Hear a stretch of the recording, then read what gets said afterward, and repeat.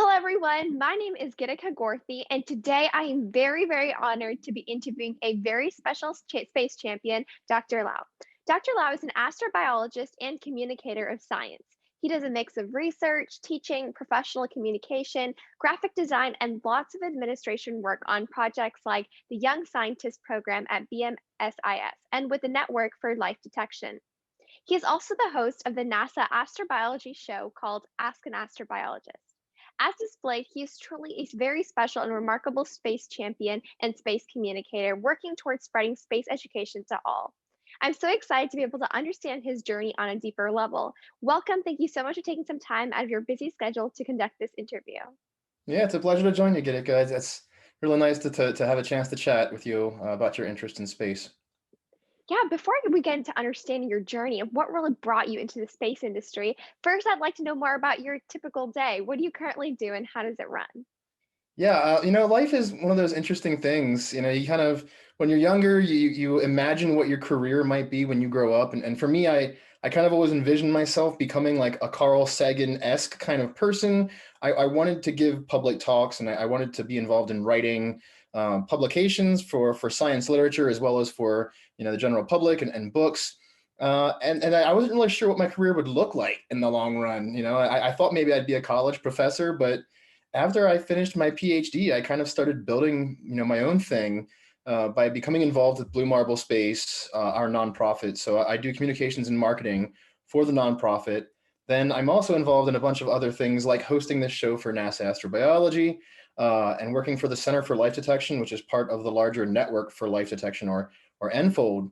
And so a lot of my daily activities, it changes almost every single day what I'm doing. I do have, for my job, I have a lot of administrative work, and I think people should talk more openly about some of the more boring things that we have to do for our jobs. There are a lot of times where I have to just crunch data or send lots of emails. I have to use things like MailChimp and our social media managers and stuff like that to get through my day. I do a lot of stuff on Slack, communicating with our people.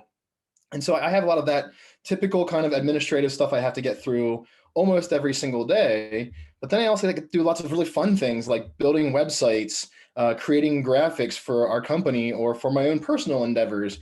I get to do things like right now for our Young Scientist program, we had a record number of applications, 325 applications this year from 43 different nations from around the world. And a large number of those were for my projects specifically. So not only am I the director of that program, I'm also one of the project scientists who oversees the students. And so now I have a very large number of applications to review. And so in the coming week, many of my days are going to involve reading the essays and the transcripts and the CVs and the letters of recommendation for all of these students. And it's going to be really hard because there's so many good applicants. I have to now try and cut down through all of them to find, the few that are going to join me in our organization this summer. Yeah, definitely. I feel like, you were mentioning first that life never takes you the way you imagine. I feel like that's for every situation, every year of your life. Everything is different. So that's awesome. And I'm glad you're able to share also some of the more boring sides of, a job. I think it's always, especially in a virtual setting, communication is key, whether it be sending back and forth hundreds of emails or using different platforms like Slack is very, common in workplaces. So thank you for sharing that. So, going to the more fun experiences, you've been a part of so many programs and initiatives. So, what is the most exciting project or research that you have worked on or are working on if you had to pick one? Oh my, so many. I really did love my graduate research. Not only, so for my graduate research, I was doing work on geochemistry and mineralogy of a very unique site in the Canadian High Arctic. And I was very fortunate. We received funding for a grant through my advisor and colleagues to travel to this site in 2014 to do research. And it's about 500 miles south of the North Pole, extremely remote. And it was just an incredible experience to be in this very remote place on the planet to not only conduct our science and to collect the samples I needed to finish my own PhD research, but also just to be in that environment. Like the biologist in me just started kind of going nuts. I saw muskox for the first time, and when I was out for a hike one day, I noticed amongst the gray rock of this valley a site where there was a hill with a bunch of green and red grass at the top. And being a scientist, I knew I had to figure out what that was. And when I went up to it, I discovered an owl's nest. most likely a snowy owl. I didn't see the animal itself, but I did find the nest, and then where the animal had dropped a bunch of seeds, this grass had grown out around it, and the droppings from the animal allowed for fertilization of the plants to actually just grow in this one little area where everything else around it was just rock. Um, and then inside of that nest, I found owl pellets that I used a knife and sliced open, and I found bones of what most likely were lemmings inside of it, which tells me it's most likely a snowy owl. So that was really cool. And there's just so many other cool experiences being in a glacial environment on one of the highest, the most furthest north land masses on the planet. That said, I've had lots of other really cool opportunities to travel around the world to teach people about science and engineering, about astrobiology and space exploration. I haven't traveled for a while for this, but I do lead trips for the National Geographic and New York Times student trips. And I was very fortunate to have a chance to lead a trip to Switzerland a few years ago, where we took a small group of high school students and showed them things like CERN, and the Large Hadron Collider, and the Swiss National Supercomputer, and some of these other cool sites of science and engineering and technology going on in Switzerland. And then this year, it really depends right now on how things are going with the pandemic. It has been very hard for those of us who travel a lot for these various kinds of experiences. But later this year, I'm currently scheduled to go to India from about the end of September through much of October to be a resident scientist in a project called the Earth and Space Exploration Program, or ESEP. That's a joint venture through Cosmic Adventures and Amity University. And there currently are 10 of us resident scientists who will spend most of the summer into the fall in a region called Ladakh in northern India, where we have a lot of really wonderful planetary analogs, things we can use for studying environments we might find on Mars and other places. And then as the scientist, we'll also be exploring things, like our Earth, the geology of our planet, climate change on our planet, how people can learn more about our world from, a mountainous environment like Ladakh with, dried out lakes and geothermal systems and all kinds of cool things for us to explore. So I'm very much looking forward to that, but because of the pandemic, there is some uncertainty right now. The cases are growing in India right now. There is a lot of unrest in India right now. And so there is some uncertainty, with the vaccination programs moving forward in India, whether or not we'll be able to go to this site here this year. Yeah, I think one of the best experiences though, before the pandemic as well, was amazingly traveling and being able to be in that experience and moment and like exploring. Like when you were talking about discovering or, inferring that it was a snowy owl, I'm sure the excitement you had trying to like use your clues that you had, like you sounded so excited and I literally feel the moment. I think those are the best parts about being a researcher. I mean, this summer I applied for the NASA Gene Lab and, it's a virtual program. And so it's kind of a bummer that I don't actually get to go to their center, but it's going to be virtual. But, of course, safety first. But it's really nice to have those hands on immersive experiences. Yeah, And so you absolutely. talked I on, know a lot of folks involved with the Gene Lab too. That's very yeah, cool. It should be a very awesome experience. And yeah, it is unfortunate. Everything is remote right now. All of our interns are remote.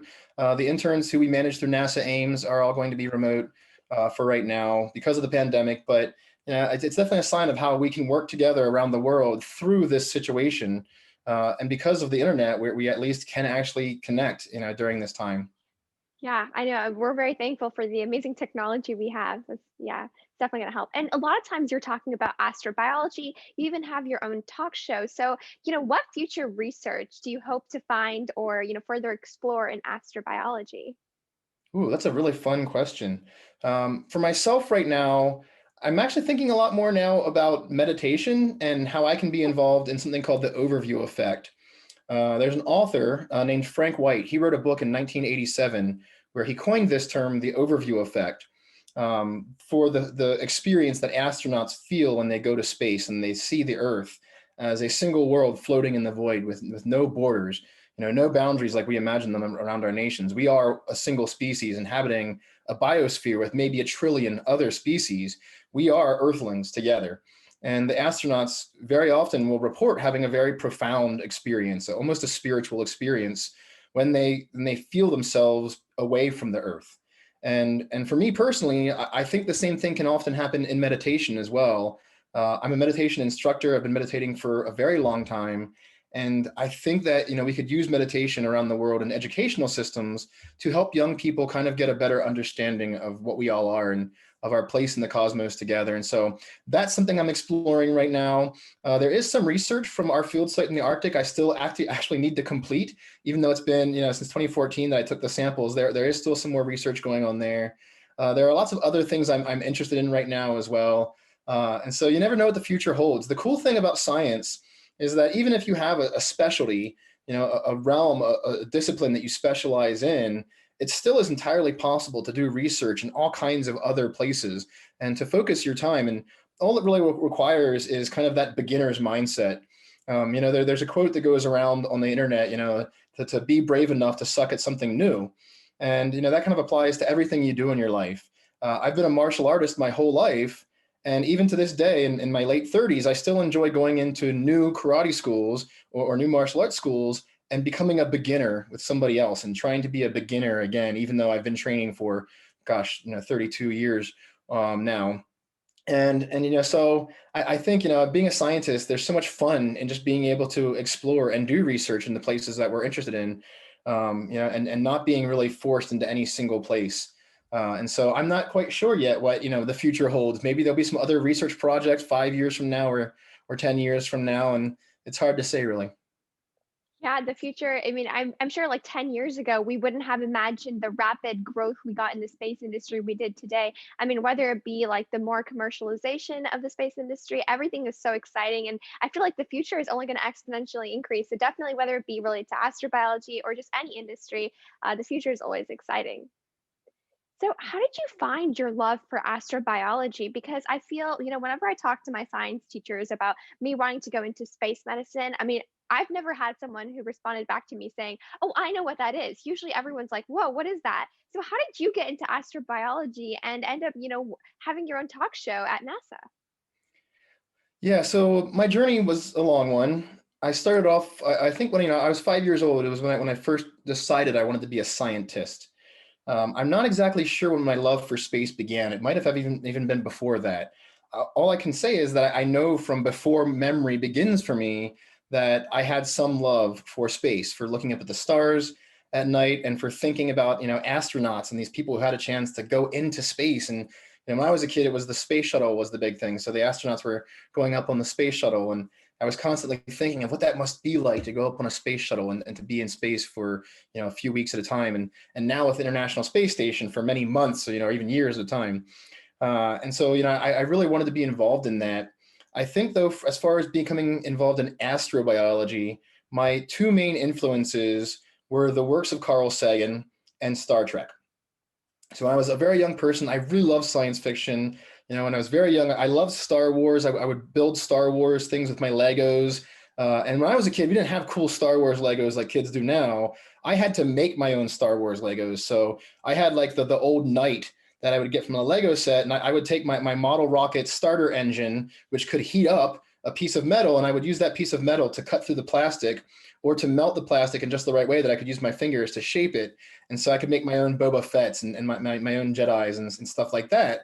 Because it was a little different back then. I had to make my own Star Wars Legos. But I do remember that there was a point when I started kind of getting more into science kind of things, science shows. I really loved documentaries.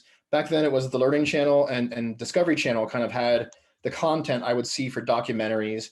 And I remember watching these space documentaries and just, thinking about other worlds. And through that, I eventually started, noticing a lot of the work of Carl Sagan. I ended up reading his book Cosmos at a very young age, which I still have my very first copy of Cosmos. I still read it from time to time. It's falling apart. The pages are worn. I also have several other books that Carl Sagan wrote, and I collected over the years and would read over and over. And I loved his writing, and it inspired me a lot, not just because of him being a scientist and being involved in space exploration and considering what alien life could be like, but when I would read Carl Sagan's works, I could tell that he was a big reader himself. You can always tell when somebody, in their writing, you can tell when they're making, allusions to Shakespeare or, to Beowulf, to Greek history, to ancient China. You can see these things in their works. You can tell that they've been reading the classics. They've been reading philosophy and history and poetry, and it comes out in their writing. Carl Sagan has a very famous speech that he gave that is called the Pale Blue Dot speech about that image taken from Voyager 1 when it was 6 billion miles away from Earth. That was later turned into the book Pale Blue Dot.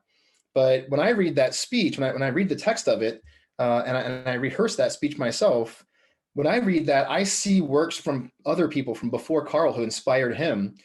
Specifically, there's a book from Olaf Stapleton called Star Maker that has a paragraph that practically is the exact same thing as one of the paragraphs from Carl Sagan's speech. And so I can see what inspired him. And so for me, that was kind of important that I could tie together my love of science and space with my love for poetry and for classics, for history, for mythology of various peoples from around our world. You know, you can start tying these things together of what it means to be human. And then that for me as a young person became exemplified by the writing and the acting of the character of Jean-Luc Picard, played by Patrick Stewart in Star Trek: The Next Generation. So I love all Star Trek. I'm a huge Star Trek fan, but for me, it was Next Generation that was the most formative for me. I was a teenager, you know, a young kid going to my early teenage years when Next Generation was on the television, and I remember hearing some of these monologues delivered by Captain Picard's character about issues in liberty and justice, in science and culture, and helping others and preserving culture, times when we have to break a prime directive, we have to break the rules to give support to other people, times we have to stand up and fight for what is right. And those moments for me as a young person made me want to become, one, a better speaker, but two, it also made me want to be a leader. It made me want to be someone who can inspire others, who can share knowledge, and use my own voice to help others to find their own positions, to break through gates, to break through barriers, and to find ways to be involved in all of this awesome stuff that we're doing in space exploration and earth science and other places. And so, yeah, so it was kind of that thing that kind of drove me. And when I went to college, I was like, I don't know what I'm going to study. I wanted to do everything. I kind of, to this day, I still think maybe I should have gotten a philosophy degree along the way, because I loved philosophy. And at least there I could have just like read books left and right and just written a lot. But I fell in love with biology. I ended up getting degrees in biology and chemistry. I ended up doing a couple of internships. I was in a very cool program as an undergraduate called the Research Experiences for Undergraduates, or REU program. That's in the National Science Foundation.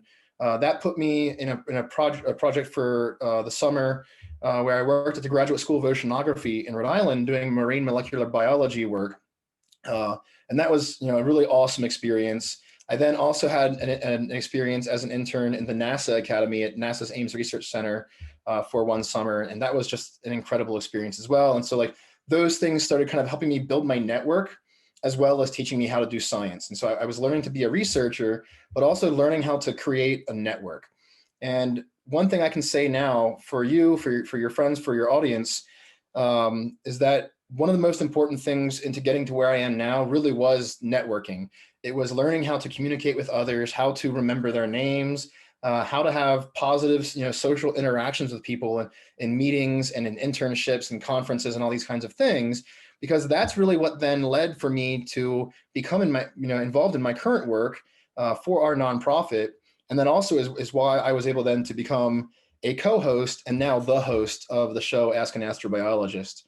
And so the pathway to getting here was a long one, but it was also a really fun one. And for me, having this large scale number of connections from around the world, and I'm always impressed. I meet young people from around the world who want to be involved. And one thing I tell them, is to start now. Start as soon as you can, building your network, making connections.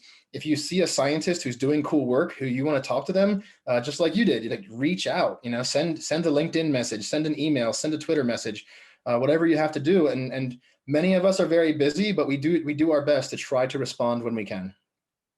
Yeah, I mean, I do have to thank you because I read about your work and was immediately very excited to be able to have the chance to talk to you. And I definitely agree that having like these conversations or listening to past interviews, I know I'm always like going through a bunch of interviews I'm listening to, and I absolutely learned so much from what they say. And being able to talk with someone who's doing something you would like to do in the future, especially, I think it's a great way for you to have a path. I mean, a lot of students don't have parents who do the same thing they want to do because they want to like spread their wings. So being able to see role models who already are doing what you want to do is just a great way to get that jump start. And networking is definitely key. So thank you for sharing that mini story of how you really got into astrobiology and the work you're doing today.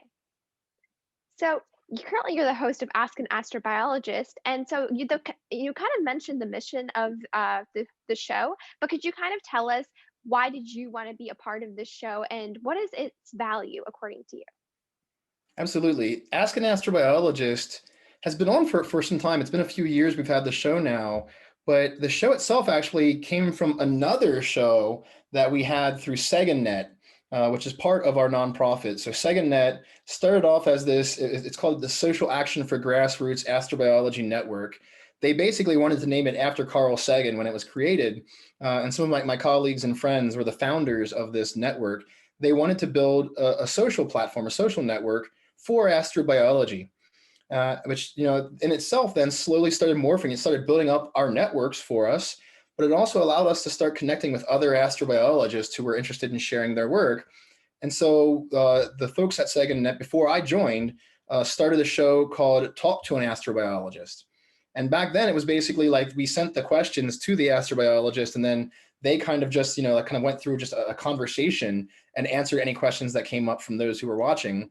That then ended up slowly morphing into the more interview format that we have now with Ask an Astrobiologist. And so my co-host Sanjoy Sam, he might come back and host again at some point. He hasn't hosted in a while, but he was the key host, the primary host for a while. And then I joined him, and then we took turns every other episode hosting the show. And Ask an Astrobiologist, one thing that I really appreciate about our show is that we're not just going deep on the science. The show really is about celebrating the science, but also celebrating the scientists themselves and the things they've done. And so during the show, we really try to bring out, what inspired them to be involved in science, what obstacles were there along the way to them getting involved in the careers they have now as research scientists and scholars and different realms. And we also like to hear about their hobbies, their passions, things that drive them.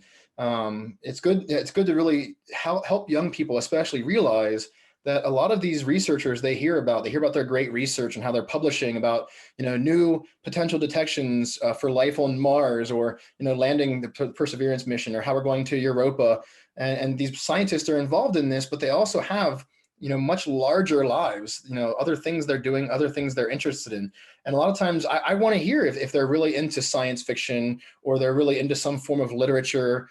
One of our guests, she does off-road mountain biking with a unicycle. And so it's a unicycle with like a mountain bike tire, and she does that off-road. And so that's a cool thing to hear about. People want to know, like, what do we as scientists do to keep ourselves going? Because it can't just be all science, or else you would burn out. Yeah, definitely. And I think that is an amazing mission for a show. A lot of students, especially who want to explore different careers, or but also like get rid of the stigma that, when you're a scientist, all you do is you stay in a lab. There's like a life outside of the lab for many scientists, and being able to show that, they're normal just like you can also be like them is really important. And part of the reason I'm doing the Space Champion interview series is not only to highlight diverse space careers there are, or like diverse individuals, but also just show that it's not as unattainable as people make it seem. In my school, there's not a lot of people who want to go into the space industry. A lot of students I've worked with, they view it as this like rocket science, which it is. It is definitely, there's hard aspects of the space industry, but there's also a lot of other opportunities that are not like known to students. And if they knew, maybe more people would get involved. So I'm really glad that there's a show like that you're able to really bring out a lot of different stories and share it to everyone. So that's amazing. And so for yourself, did you always imagine yourself in the position you are in today, or did you have kind of like some twists and turns in your journey that kind of led you to who you are today? That's a very fun question. And the reason I say that, life takes us in a lot of different twists and turns along the way. It would be boring otherwise. If we all just followed the same path, nothing great would ever happen to us. Look, like Helen Keller once said, life is a grand adventure or nothing. And sometimes the adventure takes you into darker places as well. I had a lot of trouble when I was younger. My parents divorced when I was in my early teenage years, and that led to a lot of rebellion from me, a lot of issues. I also was having a very hard time socially at school. I really wasn't finding people like myself. I was as a young kid, I was, the overachiever. I taught myself algebra before I got to junior high. I was really into science and mathematics. I would read books about rocket science, and I would build my own model rockets and stuff like that. But I felt very socially isolated. I didn't really feel like I had a friend network. And so going into my teenage years, that became very hard. And so I ended up finding myself involved in a darker world with drugs and crime, a lot of criminal behavior. I ended up eventually being expelled from school in the 10th grade. And I was away from school for quite some time then. I was tutored on the side to continue my education, but I was looking at finishing high school at 20 at that point. And when I went back to school, I came back for what should have been my senior year. It was my 10th grade year starting over again. And it just wasn't working out for me. And so I ended up dropping out then when I came back after my expulsion period, and then ended up going to a night school to graduate. And so it actually took a lot of work for me to get myself away from that lifestyle, to get clean of my drug use, to get away from the criminal activities I was involved in, to finish my high school diploma through this night school program, and then to get into college. And there were some really important steps along the way. And I think for me, one of the biggest things was just having hope that there was something more for me out there, that I could still pursue the dreams I'd had as a child of being involved in space exploration, being involved in these larger questions about what it means to be human. And for me, in some ways, even though some of those moments were not beneficial to my health and my longevity, and I did some very terrible things, I also learned a lot about people in that moment. I saw some of the darkest things you can see happening to people, happening from people. And it taught me a lot about what it means to be human, how some people are just left behind by the programs of school programs, by authorities, and even some people are just brought up in homes where their situation is just so unhealthy that they don't really have an opportunity to get away from it. At least they can't see how. And so I saw these things, and it really made me want to be involved in helping other people as well. And so I think one thing that then drove me a lot to becoming a communicator of science really was this feeling that I want to inspire other people. I want to share knowledge. And if they're having any of those kinds of issues, I want to help them see that they can still get past that and still be involved in so many incredible things in their lives. But even along my pathway in the sciences, when I finished my first two undergraduate degrees, I still wasn't sure what I wanted to do exactly, and I ended up taking a full year off, and I focused almost solely on my martial arts training. I wasn't sure. I was like, well, maybe I'll just become a martial arts master and open my own karate school, and that will be my livelihood. And I'll still have my passions in science and philosophy and these other things, but I'll focus on martial arts. But eventually the science bug came back and bit me again, and it just wouldn't let go. And so I knew I had to do something pretty spectacular at that point. Yeah, really thank you for sharing that because a lot of students go through different situations. I mean, ones that each individual cannot imagine because they themselves are not going through it. I think everybody has that unique situation. I've never every space champion I've interviewed has a different story. I've never had someone say the exact same obstacle ever. So I think that's a testament to show how everyone goes through their own struggles. But even if there's like a student out there who's going through a similar situation, hearing how you were able to see that light at the end of the tunnel and really you were able to follow your passion regardless of the challenges that faced you and tested you, it's really powerful that you were able to still follow your passions and do something that you've always wanted to do as a younger child. So I'm curious, how did you find that motivation and drive when things were, they felt like hopeless, maybe almost? How were you able to find that motivation and inspiration to push forward? Yeah, there are a lot of things that can inspire us in our lives, that motivate us. For me, for one, when I was younger, I had a child. And because I was facing so many issues, I didn't feel like I could raise him. And my ex-girlfriend, his biological mother, we agreed together to allow him to be adopted. And we were very fortunate. He was adopted by two wonderful people who gave him a wonderful life. He's actually going to be turning 21 this summer. I had a chance to see him not too long ago before the pandemic, back in our old home area. He's actually going to the undergraduate college where I went when I was younger. But when he was born, him coming into the world and my realization, that I can impact future generations as well, not just my own children, but other kids from around the world. that really inspired me a lot. It made me think a lot more about what I was doing. And that really made me want to get myself, want to fix those issues I was facing and build that better future that I knew I could have. And I knew it was going to be hard work, that it would take a lot of work physically. It would take a lot of challenge going to college and actually doing well in my classes. And also, finding the money to live, to pay for my own, livelihood. And so I knew that there'd be a lot of challenges ahead of me, but it was something that I thought was worth it in the long run. And again, when I was a kid, I wanted to be that Carl Sagan kind of person. I wanted to write books and give talks and be involved in our pursuit of understanding humanity and what it means to be here at this time and place in the universe. And even though I had that little detour in my life, it wasn't enough to stop me. And I think, as long as you're willing to keep working for your dreams and keep fighting for them, you really can achieve a lot. There are always going to be barriers in our way. Some of them we cannot overcome ourselves. We need others to support us. And sometimes there are very difficult barriers. But I do think that if we can actually try our hardest and really work to achieve what we're going for, we'll get somewhere where we thought we would be. And usually you end up finding along the way that what you thought you wanted to do wasn't exactly where you're going to end up anyway. Yeah, yeah. And you're always trying to find that motivation or that reason, finding that purpose, or just finding that support system around you, whether it be family or friends, or just any sense of, something that, motivates you is really important to reaching your goal. So I'm glad that you were able to achieve, part of, at least hopefully, part of your dream into, being able to be a public speaker. I mean, from the outside, whenever someone sees someone's profile, you don't see all of this journey they went through, you just see the end result. And it's really hard for people who are going through the journey to be like, oh, how did they get there? And I'm stuck here. So seeing, people like you sharing your story is really inspirational. It's That's really a really beautiful. good point. I see that a lot in public speaking as well. I've been training in public speaking for a long time, and I'm at a place now in my career where I am sometimes paid to give a professional speech. But I didn't start off speaking well, even though I loved watching Captain Picard as a kid and Carl Sagan. And then I thought about what it would be like to speak well. I really wasn't there. I had a really bad moment in college where I tried to give a speech in a psychology class and just like broke down. I was red faced, kind of stuttering. I just couldn't get control of myself. And I was, terrified of public speaking. It wasn't until the realization that if I wanted to be the person that I dreamt of, I had to get good at it. I had to practice.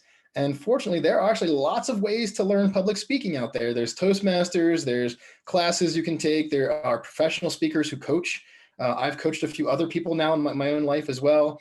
And it's one of those things when you want to get good at something, you have to kind of start off pretty bad at it. And you have to be willing to go through that period of being bad at it. Almost no one touches a piano as a child and becomes Mozart. Usually you start off learning and you don't sound that great. The same thing for guitar and other instruments. You're not going to be great when you start off, but as long as you're willing to not be great for a while, eventually you can start to learn some mastery. Yeah, that is key. My parents always say that hard work always pays off, and that's like kind of their motto whenever I'm feeling down. And so always like incremental steps leads to that final like your goal to achieve it. So it's always like you have to, be ready for the failure, and be ready to work hard because it'll come if you just put in the work. So definitely I agree with that.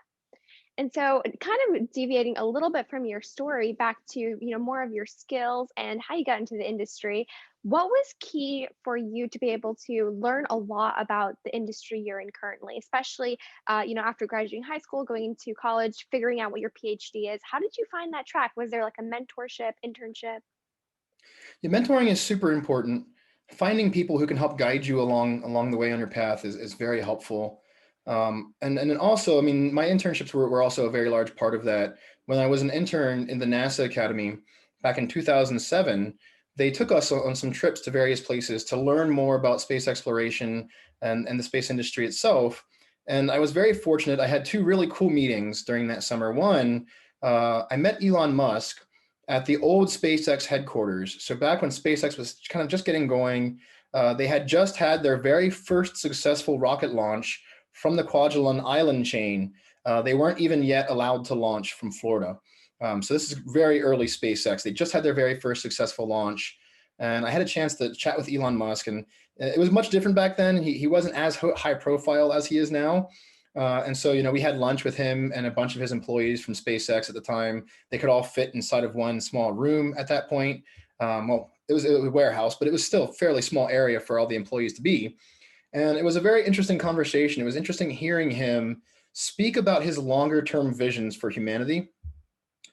Speaking about the importance of space exploration, of getting involved and getting prepared for artificial intelligence now. I mean, we need to be ready philosophically and scientifically.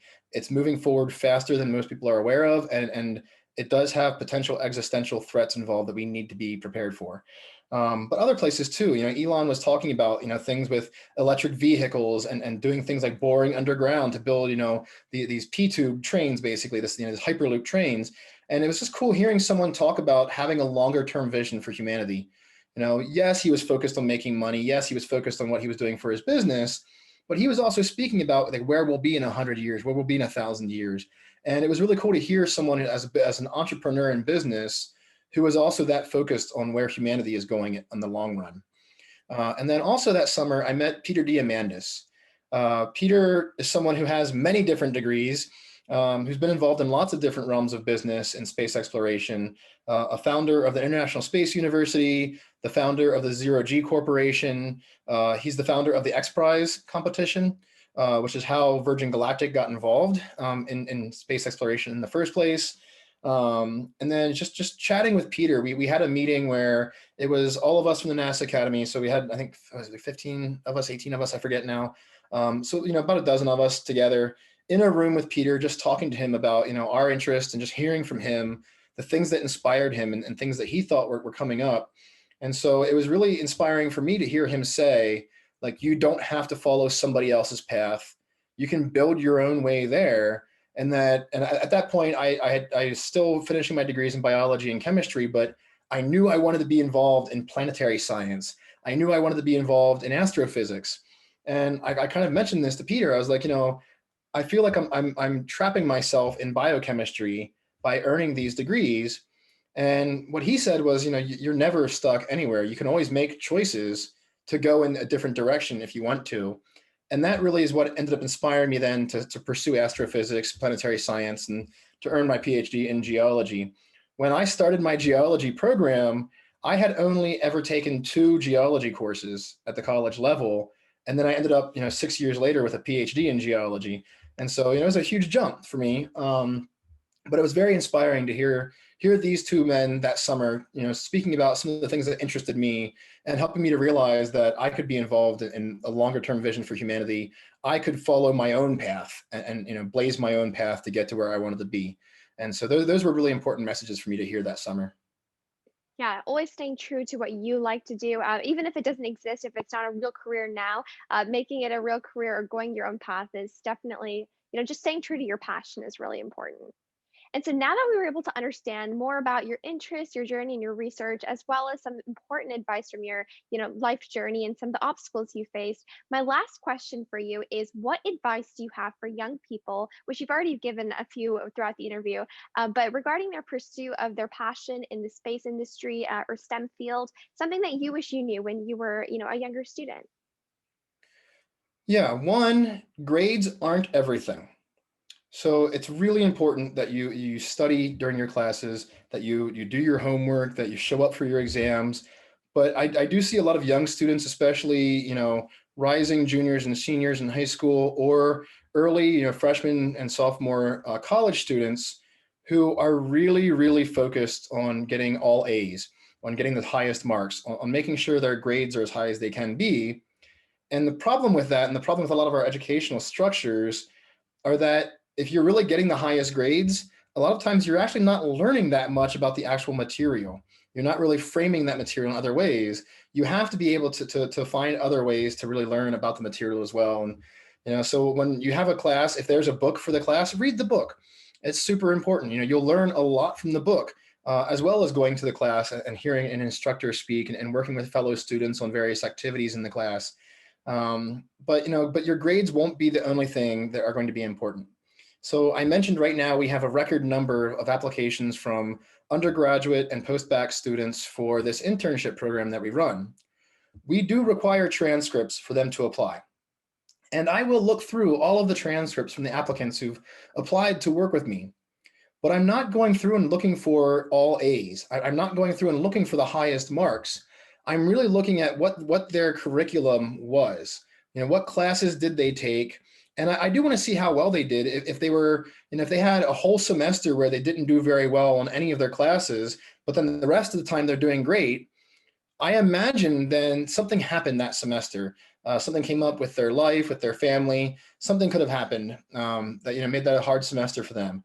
And I'm not going to judge them from those grades, but I do want to see how they came back from that. I want to see what the progress was over time for them.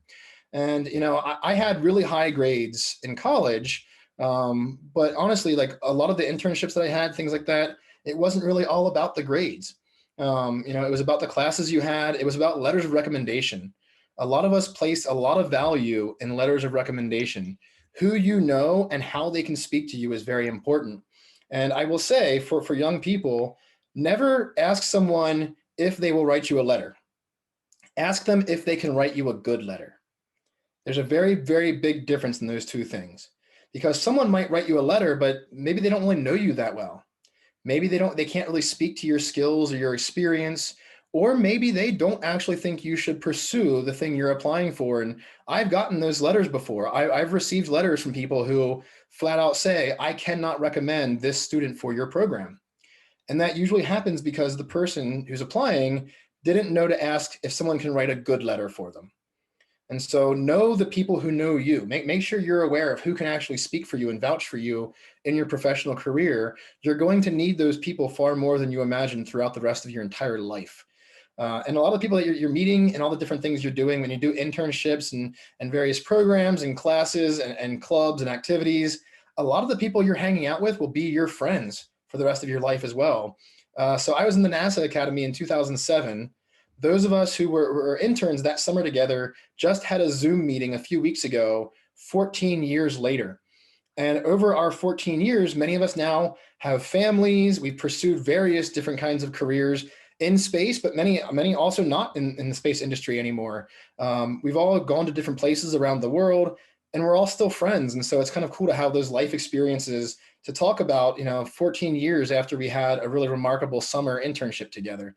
And so for the young students out there, it's not all about your grades. It is important to know who can speak for you, and be aware that the people around you right now, they will have impact on you throughout your entire life as well. And if you are involved in getting involved in things like astrobiology and space exploration, I think especially right now, like with where things are right now, because of the pandemic and everyone coming online, there are so many webinars and workshops and meetings. There's so many clubhouse, things you can listen to, podcasts. There's new podcasts all the time where you can hear from experts in the space exploration industry. Go on LinkedIn and Twitter and Facebook and Instagram and all these other places, meet people, because right now is a great time to start building your network and get involved with everyone. Yeah, that is amazing advice. I mean, as a high school student myself, I can understand where the grade factor and stress comes in. I feel like everyone works towards a grade rather than working towards learning and finding really your passion in that subject, which is definitely a systematic problem. And I feel like our education system, which hopefully is bettering now with the opportunities of internship experiences and different, nice summer programs that are being offered. So definitely that is very important to keep in mind in the long run. And definitely, remembering that, your friends, the people you meet are going to help you in your future. The letter of recommendations, everything was so key. And I think I'm definitely going to take that advice, and everyone else who's listening will definitely take that to heart. So thank you so much, Dr. Lau, for taking your time to do this interview and sharing your story with us. I know a lot of students, I mean, myself included, I've learned so much from your story, and I appreciate you sharing, your toughest times and the greatest times with us. Yeah, thank you. It's a pleasure to join you.